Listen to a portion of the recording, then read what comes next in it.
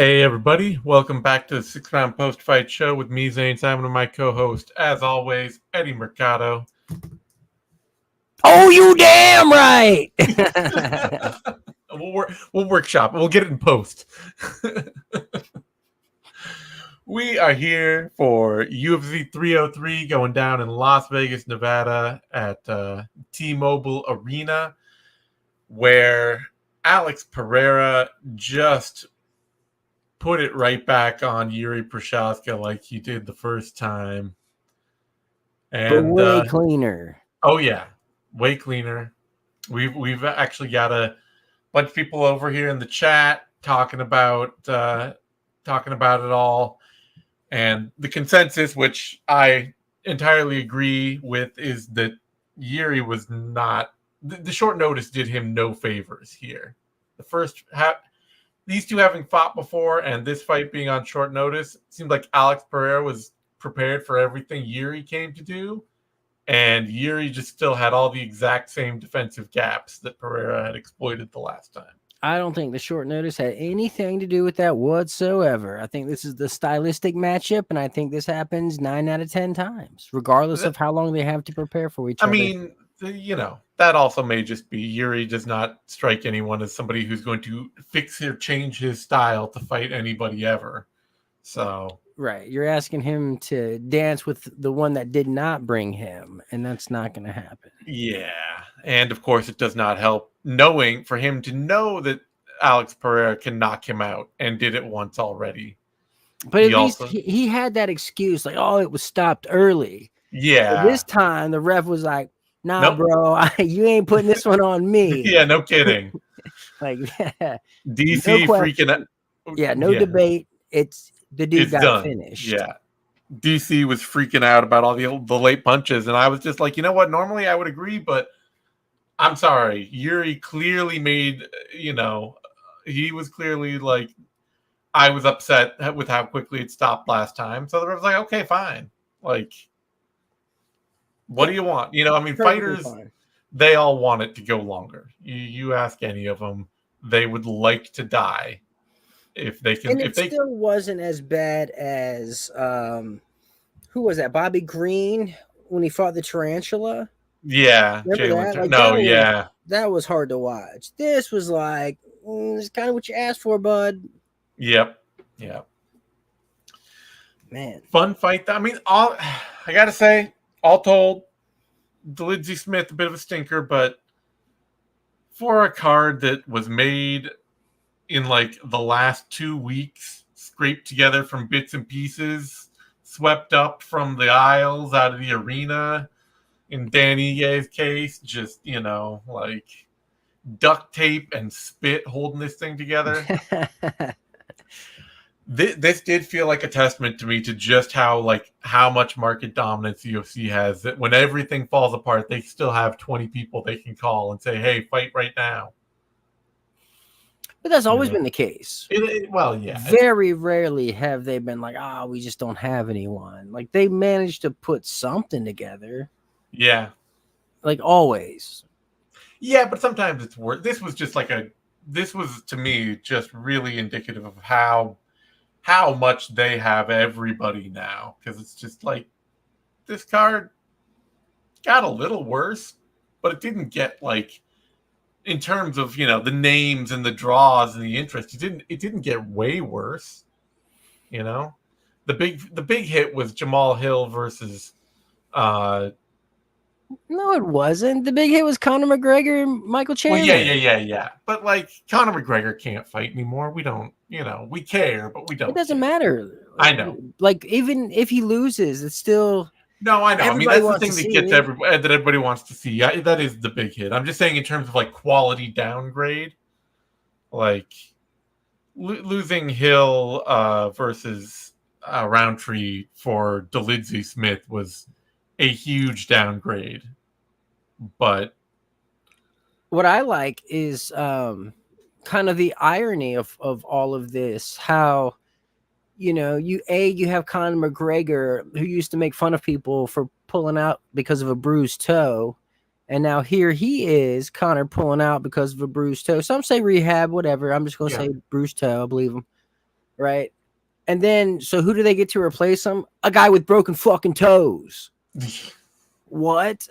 Not only does he come in with broken toes, but I think he either re-injured or broke new ones on that head kick he landed in the He second did. round. Maybe it's ironic. We've seen Alex Pereira has an incredibly dry sense of humor, so I don't want to suggest that he couldn't have been sarcastic here, but he did also say that he felt that Conor McGregor was like right to cancel his fight because of the toe. Yeah, sure. Which a lot of people did. A lot of fighters went to bat a lot of for fighters. him. Yeah. Actually, I spoke with Nate Diaz recently, and even he was like, "Yeah, Conor did the right thing by pulling out." So, yeah, you know, everybody loves to make excuses for that man. Man, but Pereira is he is the new BMF. Like, he is the fighter's fighter. He is the boogeyman. He is probably the most feared fighter in the UFC. Period. Yep. No, Period. he's amazing. I mean, it really is actually, honestly, even accounting for middleweight and light heavyweight being as talent bereft as they can be, what Alex Pereira has done since really taking MMA seriously in 2020 is just remarkable. Yeah, he's trending to become the greatest fighter of all time. Yeah, I mean, or at least giving John Jones a run for his money. I mean, I love me some John Jones, don't get me wrong, but man, what Alex is doing, dude, like the resume he's amassing right now, it's pretty damn impressive. And if he goes to heavyweight like I want him to. Oh, yeah. Sorry, you finish your thought. I didn't mean to distract you, but finish your thought. No. That was. But if he goes to heavyweight, then I want to see him in heavyweight. Yeah, that's what I want. Shit, why if not? he can become the first 3-division champ, dude, instant Hall of Famer. Oh well, I mean, he's already Hall of Famer, but he's already crafted a legacy unlike pretty much any other out there ever. I mean, there's nobody really that went and had a good high level or a great high level career in a whole nother combat sport and then immediately ran through the top levels of the elite in MMA. Yeah, it's very rare air, especially from kickboxing. Yeah. Usually it's like a grappling sport that they come from where like they'll become champion also, like a Henry Cejudo or a Ronda Rousey, people like that. But this is like it's forever, right? That was like the toughest thing. Like, it used to be a smooth transition coming from kickboxing back in the day. Like, you see all the K1 fighters like Mirko and Simi Schilt and just these old school heavyweights that just made a great transition. Even Alistair Overeem. But then they just kind of there was a hard dip, I think, once the wrestlers really started to come up in MMA and wrestling kind of took over. But then, I mean, we saw the return. We had Izzy come in to kind of pave the way a little bit. And honestly, if it weren't for Izzy, there would be no Alex Pereira. I don't think he would have ever tried the MMA route or retry the MMA route, I should say. Yeah.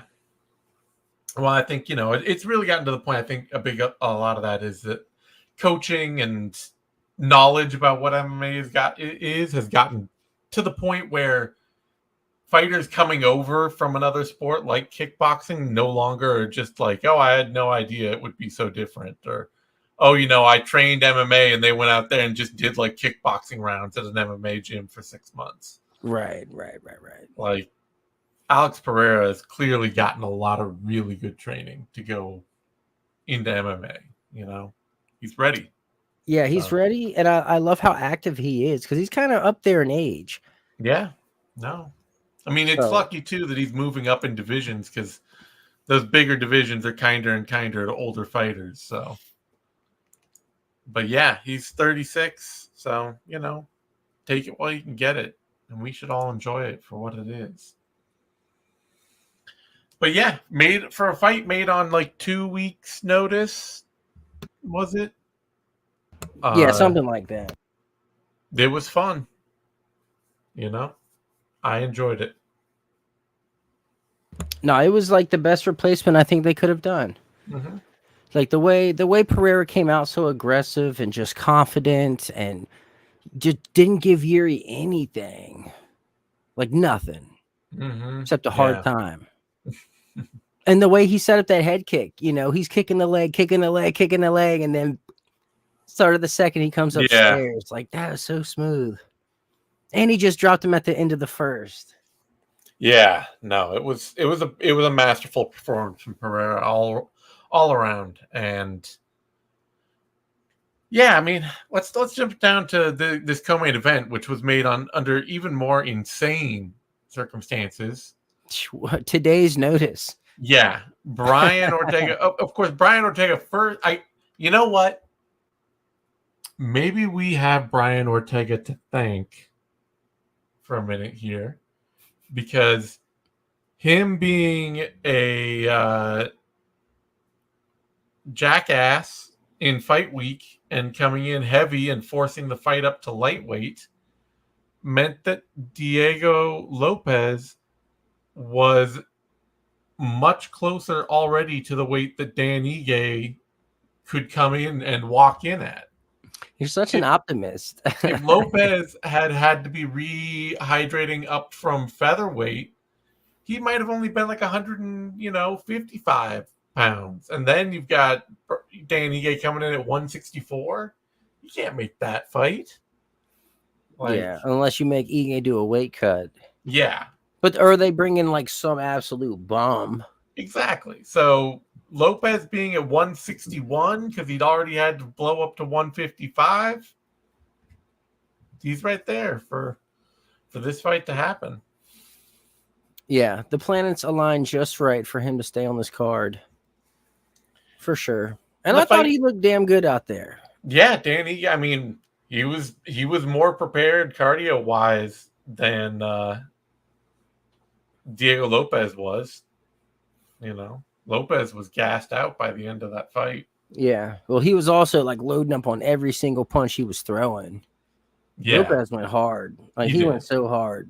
So I'm not surprised he gassed out.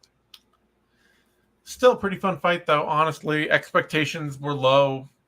I get that. And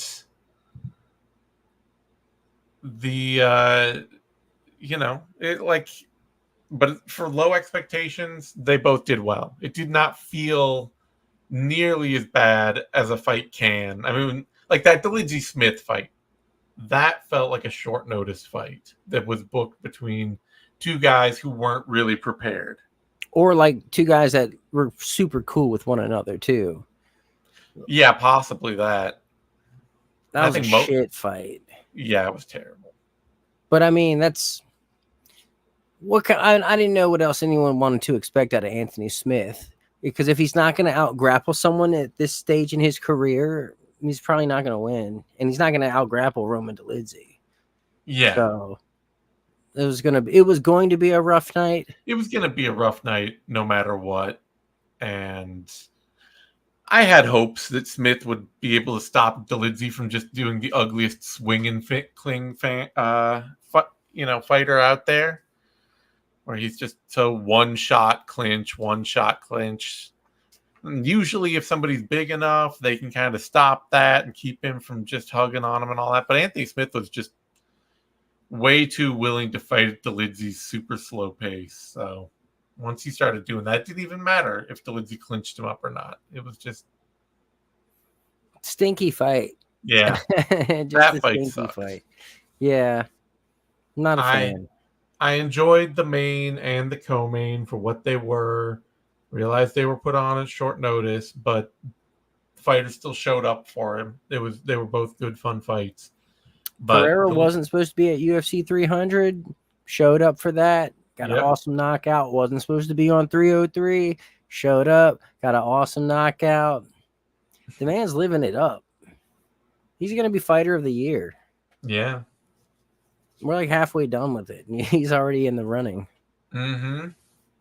No, it'd be hard to see how you could give it to somebody else right now. So, but yeah, Dolidze Smith, that fight was a stinker. That was one of those they kept taking parts off and putting new parts on, and every time they took a part off, the fight just got obviously worse. Oh yeah, this is a patch job. Yeah, it's a patch job. But hopefully, the positive takeaway is we might stop hearing Anthony Smith talk shit about Alex Pereira. Yeah, that would be nice. It's got to stop. Like the fight's not happening. No.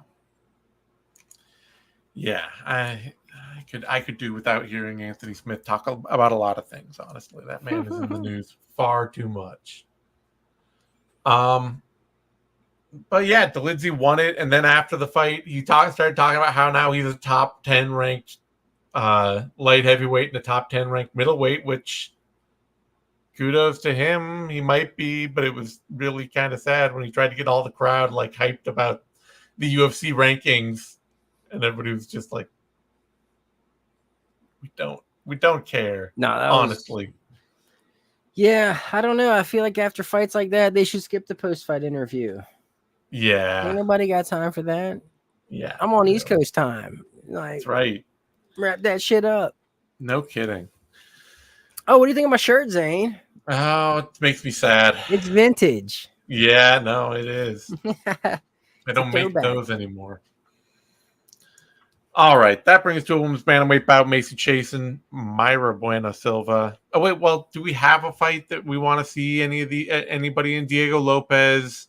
He called for a fight. Lopez was talking about the Sphere. I think he wants to run the Ortega fight back. Yeah, which I mean, Ortega was just sick, so yeah, might as well try it. I'm fine with that. I think that'd be huge for the Sphere.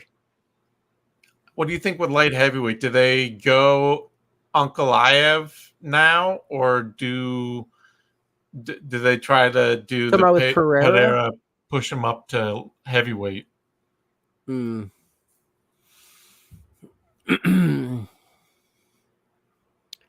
What I think you do, I think he needs to get in there with John Jones. So yeah, you think they push him up to heavyweight, but of course. But like John Jones is not ready, and John Jones would have to fight Stipe first. Yeah. So we're talking a lot of time. So in the meantime, I mean, Ankalaev is deserving. He's the best. Yeah. He's the best guy in the division. Mm-hmm. Technically the best. And the only person below him coming off a win is Nikita Krylov. Until you start getting down to the edges of the top 10. Khalil Roundtree and Volkan Ozdemir and all that. But all right, I guess you have to. Well, there's always the Izzy fifth fight or whatever the fuck it is at this point. True, but Izzy's probably going to be booked against DDP. True, in Perth, but that's not that far away, right? No. And Alex needs to heal up. He's got some toes that are kind of not healed. So, I mean. Yeah, I think you just do Ankalaev. You could do Ankalaev. Or you could do the winner of Tom Aspinall and Curtis Blades. Sure. 2. It's as good an idea as any at this point. For as much as the UFC would like to see Magomed Ankalaev as champion, which is not at all. And it might be like, you know what, we need to save the Perth card. Yeah. We'll get Alex against, Anthony Smith on short notice. Right. Oh, yeah. So Dolidze, actually, I don't care who he fights. Yeah, man. I'm fucking kind of pissed though we didn't get Jamal Hill and Khalil Roundtree. Yeah, right? Because that kind of would have cleared up some things. Let's see, who did he call out after that? He did have a call out back down at light heavyweight.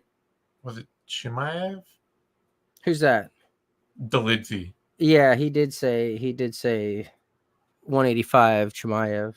Yeah. But again, that's like, that's almost a Conor McGregor kind of territory in terms of reliability. Yeah.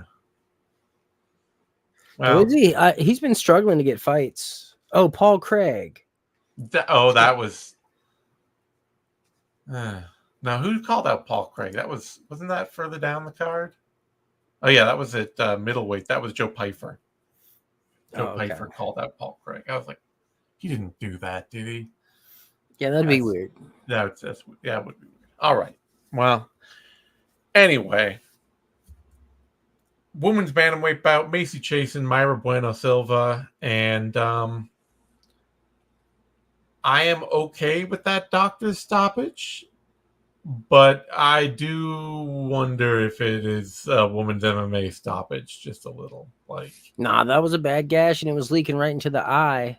It's a good stoppage. It's a good stoppage, but I hate this. I hate that it stopped because it's anticlimactic, and Bueno Silva won that first round handily. I will say you don't actually see a lot of MMA fights stopped due to a cut over the eye, really. But that was a gash. It was a really bad one. That fucker needed immediate stitches. Yeah. It was only going to get worse. I agree.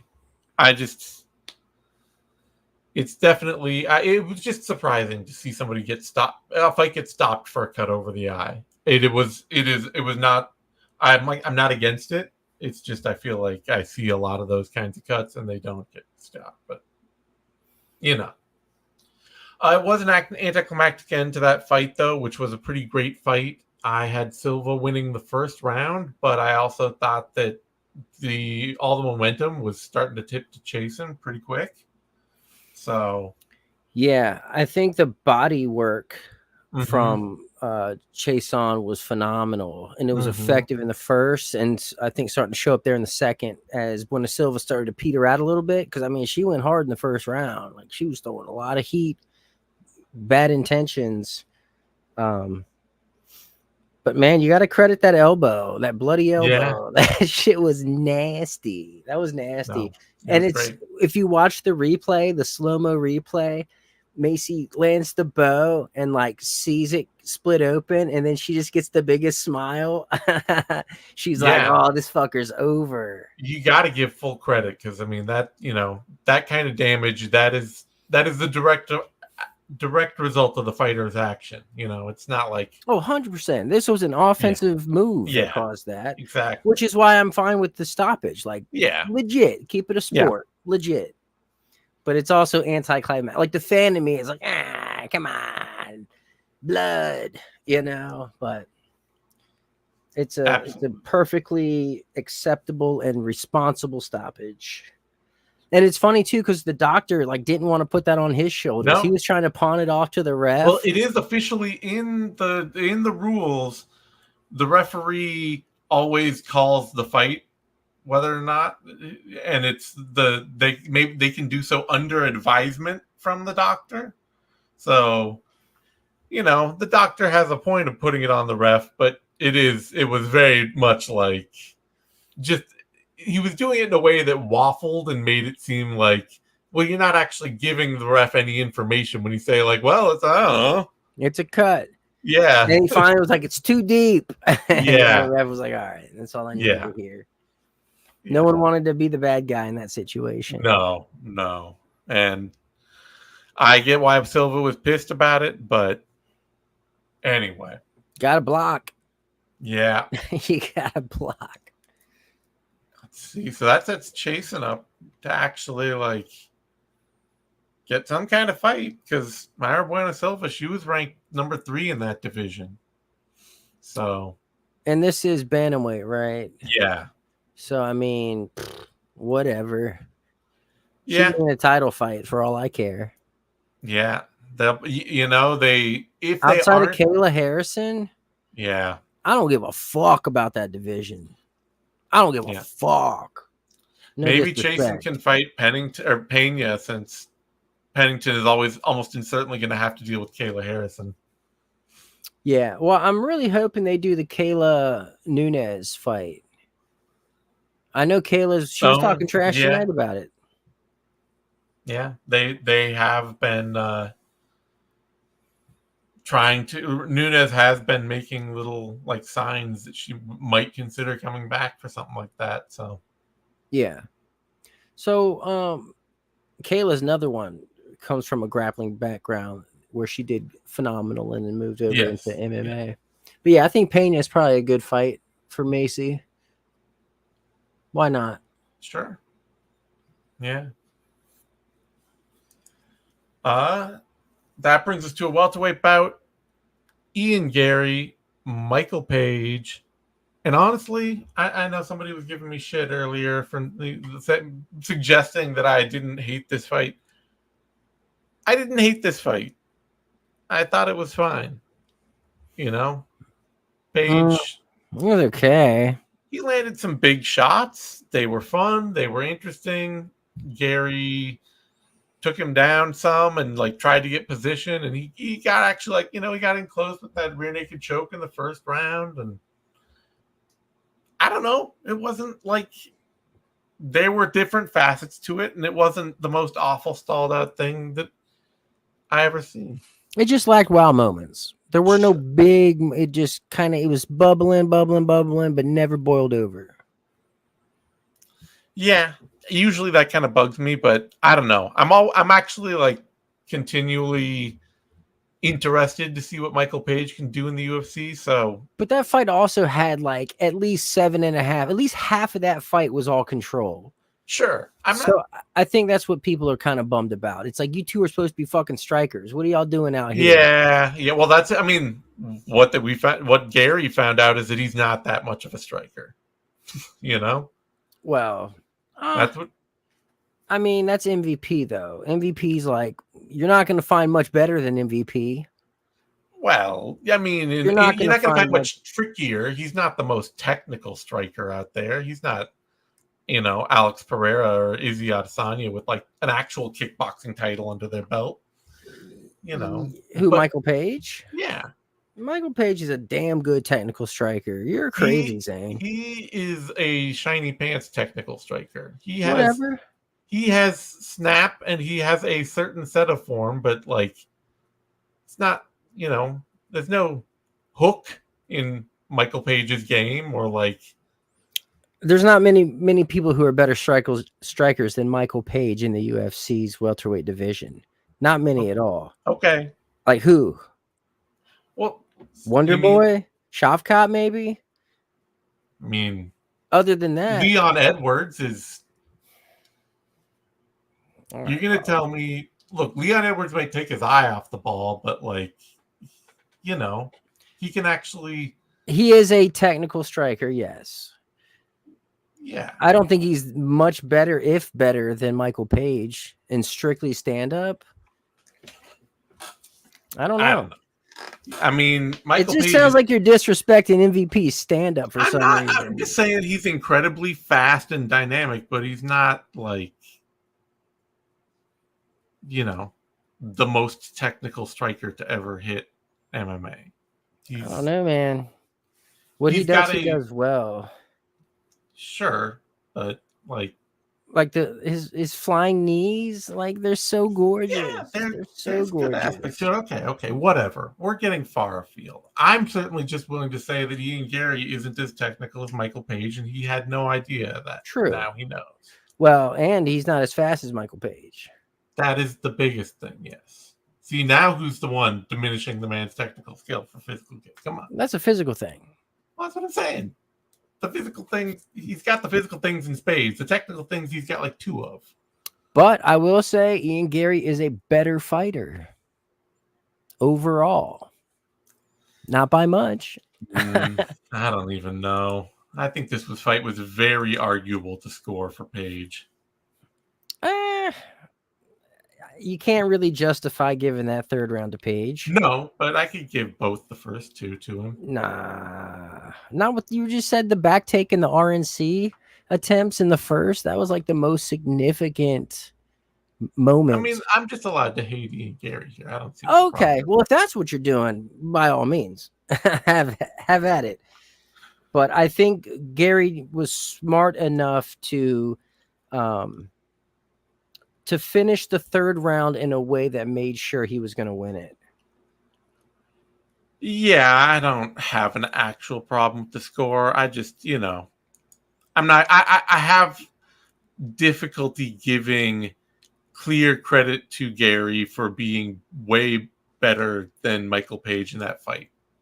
No, he wasn't way better. Like he barely got past him. Yeah. So I but don't the really reason feel like he did is because he's better. He did better with the positions he had. He did more. He did more. Except he didn't do better with the on the feet positions he had. Correct. But like sucking that up and leaning into your grappling, you got to do that if you ever want to be a champion. Sure. I just don't think. I don't know. This may be his wake up call that he's not going to be a champion. Honestly. Now that could very well be. Yeah. I'm not going to disagree with you there. Yeah. But I mean, who was it? No, it wasn't. I remember he fought someone and just barely, like, he almost got finished in that fight. Gary, it was yes. It was his first UFC bout, or it's like first or second. Yeah, it was against. Song Kanon. Well, there was that. I thought you were talking about Jordan Williams. That's the one where he. Oh no, I'm talking about like Song Kanon. Yeah, like rocked his ass in the first round. Yeah. But like that's when I was like, oh shit, this dude's striking really isn't They're defensive gaps. He gives off a persona of like Conor McGregor-esque, like I'm just gonna come in and bang it out with everyone. Yeah. But that's not the case. He's got the Darren Till thing. There's a lot of bravado there that convinces people that there's a lot more danger there than and that head kick on D-Rod really helped that. Yes. Like perpetuate that narrative. Otherwise, let's see. We had middleweight bout. So that's right. So we had our Ian Gary call-outs after here, where who did he want? He called out. Oh, I don't even remember. I have no idea. Maybe he didn't call anybody out. But yeah, I don't know. So I guess we've got Bilal Edwards coming. And so you got Jack Della Maddalena and Shavkat Rakhmonov out in front of him. You got to put him in there with Shavkat. Yeah. Come on now. No one should be getting title shots without having to go through Shavkat. Shavkat is the rightful heir to the title shot. Yeah. Yeah. And I would not pick him to beat Shavkat Rakhmonov. Hell no. I can say that outright. All right. That brings us to a middleweight bout. Joe Pifer, Marc-Andre Barriault, and damn, Joe Pifer, man, has hands. Yeah, way to rebound too after a pretty bad prospect loss, I guess I'll call it. He kind of needed this. Yeah, this was the great reminder. Like this dude fucking packs a wallop. The dude hits hard, man, and if you're not careful, he's gonna put you out. Yeah, I've always really loved his motion transfer through his hips, up through his hands. He really turns into his punches naturally well with great speed. And I mean, that was the big thing that had me picking him here because Barriault's been tough for his whole career and he's only been getting better recently. And Pifer we saw faded in his last fight and all that. But I had to think, if you really look at it and break it down, it's like, as Barriault's gotten more technical, he's also he's shown that he's not really a great finisher. And in a fight like this, you just got to look at them and say, which of these two men is more dangerous? And Joe Pifer is clearly just a much more dangerous man. More dangerous, more explosive, more willing to squeeze the trigger. Just a more dangerous opponent. Yeah, but we do have to note this, that afterward, calling out Paul Craig was bad enough that we thought that Roman Dolidze had done it. Just a terrible, what are you calling out Paul Craig for right now? You know, I'm not sure. Isn't he on like a crazy losing streak? Yeah, he's not ranked anymore, so. Yeah, that's weird. low hanging fruit. Maybe he wants to just Yeah. fight someone he can knock out. I guess that's kind of why it's a little feels pretty tame. Yeah, it's not like, hey, I'm trying to be a champion. No. It's like, hey, I'm trying to get a performance bonus. Yeah. Let's take the Ian Gary route.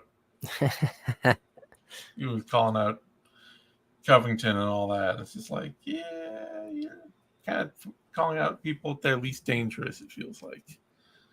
At least Covington's a name. At least Covington's a name, though. Paul Craig is not a name. It's true. No. Still, though, I would love to see Pifer versus like Anthony Hernandez, Michelle Pereira,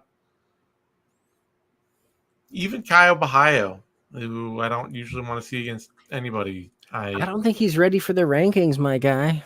Yeah. I just don't.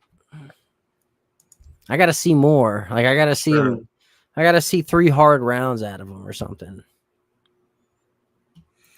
Yeah. Let's see. Who we saw it with the fight he had against Hermanson. That went 5. Or yeah, it did. Yeah. So we've seen him late some, but maybe let's see who else is out there.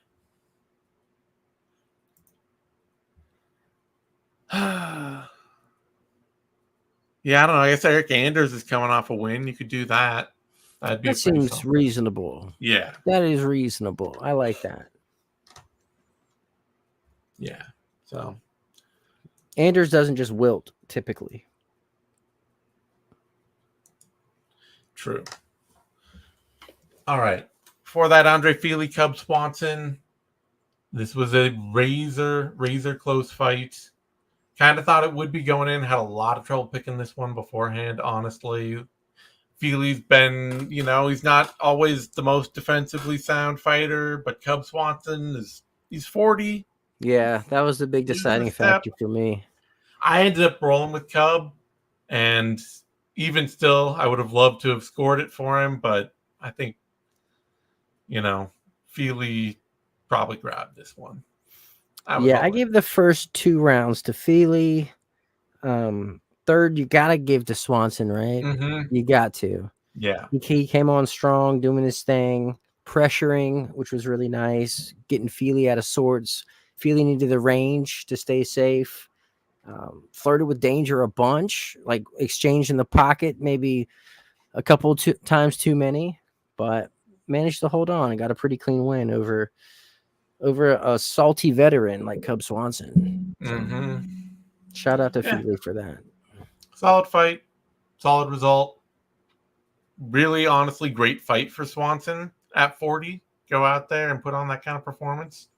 Yeah, at 40. But also, at some point, you gotta. Well, Cub definitely would have won that fight like 5 years ago. Yes, no question. No, Fili fought smart, man. All the sticking and moving he was doing early over the first 2 rounds. Smart. That was a smart fight for Fili. Definitely. So, good win for him. Puts him back on foot to get another maybe ranked fight. And did they get fight of the night? Oh. They did, yeah. That did get fight of the night. Okay, sweet. Good for them. I co-sign on that. Mm-hmm. Definitely. All right. That brings us to John Silva, Charles Jourdain. And man, I knew going in, John Silva hits hard, good athlete, dynamic fighter. But I felt like there were enough technical gaps that, like, Charles Jourdain has a great chin, might be able to, just stay ahead of him, keep him from pot shotting him and all that. John Silva's power is unfucking real. He went full weight bully in this one. Yeah. Full weight bully. He looked huge. This looked like 2 different weight classes. Mm-hmm. This looked like a featherweight fighting a lightweight. But with that being said, that power, it is like he knew he had it. Like Yeah. the whole time, he's just smirking, like I'm about to clean this dude's clock at any second. It makes it feel so much more disrespectful when he was like congratulating Jourdain and like high-fiving him every time he did something good and like went after him or missed something or anything. And now it's But just like he was fighting like he was bigger than the other guy. You know what I mean? He went full. He sunned him. He sunned him. Easily thwarted all the grappling. Yep. Like that's when size really matters. So kind of diminishes an otherwise pretty fucking badass knockout. Yeah. No, really. I mean, it's the first time Jourdain's ever been knocked out. So, like, that's damned impressive. Yeah, he looks like if Jim Miller, Frank Trigg, and Sam Cecilia had a love child, it would be this guy. That would. Oh, that's such an unfortunate image. Thank you. All right. That brings us to the bantamweight show. Well, let's see. Is anybody we can think of Gene Silva fighting? I mean, I don't know. At this point, I just want to see him fight anybody. Really? I want to see him fight the scale. Okay, fair. Let him fight the scale. Yeah. Damn. That brings us to the bantamweight showcase of the night. A match so obviously booked as a squash match from the beginning. Just I get it. Whether it's booked that way or not, Talbot's fights are turning into squash matches. Well, yeah, no, I mean the kid could be a future. I think he's going to be a future champ. Honestly, 100%. He has everything. Yeah. Everything.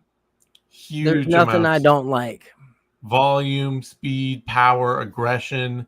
Knows how to be on the front foot, how to dominate on the front foot. Has great vision. Then, yeah, I mean, kid's an insane talent. So this Gomori fight made no sense from the beginning. But as you say, I don't know what fights do make sense at that point. But now he's calling people out. Yeah, he called out Adrian Yanez, and fuck yeah, it's a cool fight. If you're Adrian Yanez, maybe you don't take it. I think if you're Adrian Yanez, you don't give a fuck. I'm sure. Yeah. So, yikes. Smart call out from Peyton. Very intelligent. It's not low hanging fruit. Like, no, that puts him right where he needs to be. And next thing you know, he's fighting Jonathan Martinez. And next thing you know, he's in a title fight. Yeah. So. Yeah. No, somebody even is saying on social media that Yanez has responded and seems down for it. That doesn't surprise me at all. I'd be picking Peyton Talbot in that. I hate to say it, but I'm probably picking Peyton Talbot from here on out. Honestly. Yeah. I think I've already committed to that. After his last performance, just watching him go out there and just be such a force everywhere. Man, that Cameron Simon fight, dude. Yeah. That was really that put him on the map as like the next best thing. Mm-hmm. No, so this was a great fight. Then that call out was a great call out. Sounds like he's already going to get that fight. Stop putting him in there with the likes of Giannis Gomori. I get it. You had to showcase. You did that. Get him in there with somebody. Get him in there with somebody like Giannis. I want to see that fight. Yeah, 19 seconds. Honestly, it could have been quicker than that because that first punch, that cross, should have been called. That should have been stopped right then and there. Yeah. He kind of got robbed of the walk-off. But he still got a performance bonus. So that's good. All right. That brings us to women's strawweight bout. Jillian Robertson against Michelle Waterson Gomez. And, cutting down to strawweight was a really smart idea for Jillian Robertson. She's looking huge and strong at strawweight. And Michelle Waterson definitely picked the right time. I mean, it was the wrong fight because she lost, but she's been losing a lot lately. This was the right time to hang them up. No, it's perfect time. And against the perfect opponent. Because Yeah. Robertson's coach, President Awesome of Karate Combat, it's like a natural next step for Michelle Waterson. Yeah. She can go seek employment over there, maybe, be an ambassador, be, one of their senseis or whatever they call them. Mm-hmm. And maybe even get a fight. I don't know. Yeah. No, Maybe. you're right. I didn't even think about that. But yeah, she definitely could jump over there. So really, sucks to see Waterson go on that kind of down note, but dominating performance from Robertson. I gave her 10-8 for like at least one round. Fair. Yeah. 100% fair. Yeah. It was a dominant show, and she's been looking great. And like you were saying, that cutting down to 115 really it complements her style so well. Yep. She's such a problem on the ground. Yeah, and she's got the size and the strength to get takedowns easily here. So, yeah. For that heavyweight fight, Martin Bude, Andrei Arlovsky, just terrible. Yeah, it was kind of like Dolidze Smith, but worse. Yeah. Because they didn't have like the short notice. Like, this was a full excuse. camp. Yeah. Well, at least Arlovsky's 45. Yeah, well, Arlovsky, sure, he's got that excuse, but Budai doesn't have any excuse. No, getting a split decision with the 45-year-old man. Yeah, wild, dude. It really is. I thought he could be more in like the Ben Rothwell territory when he first got to the UFC. And no, just doesn't have that energy. Nah, he's clunky. He's just super clunky, unrefined, doesn't know what he's doing. Horrible fight, man. Horrible. Really terrible. Otherwise, Ray Tsuruya, Carlos Hernandez, really pretty fun flyweight scrambling battle. Tsuruya's style is super fun. I wish he had more striking, but dude, he clearly, he has that flyweight ability to scramble nonstop for 15 minutes at a time. Like, yeah, barely. He got out after 2 rounds. Okay. That's right. I'm sorry. I forgot that Hernandez ground out the final round. Hernandez showed the fuck up with some defense, man. He got out of some stinking situations. Yeah. He was this close from being twisted. Yeah. That close.